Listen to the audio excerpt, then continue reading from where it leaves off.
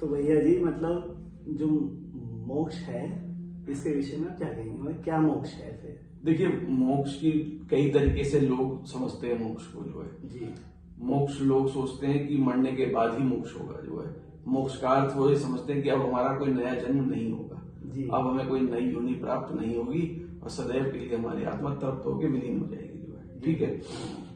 और जो दूसरी स्थिति है मोक्ष की, एक स्थिति आती है जीते जी मोक्ष, जिसे कहते हैं जीते जी। जैसे हमारे गुरु जी है ना भैया जी, उनकी स्थिति जीते जी मोक्ष वाली है कि जी जीवित रहते हुए मोक्ष हो रहा है।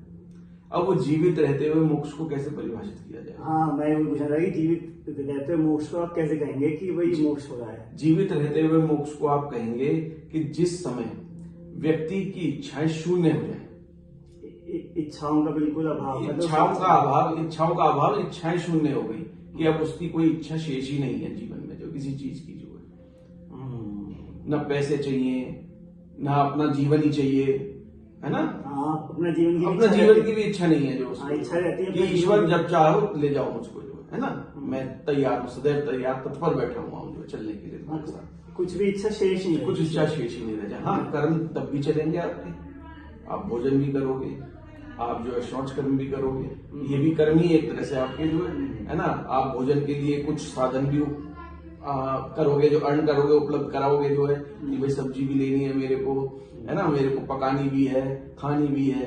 वो अलग बात है कि आपकी पत्नी दे रही है या कोई फैमिली मेंबर आपको दे रहा है, वो अलग चीज है।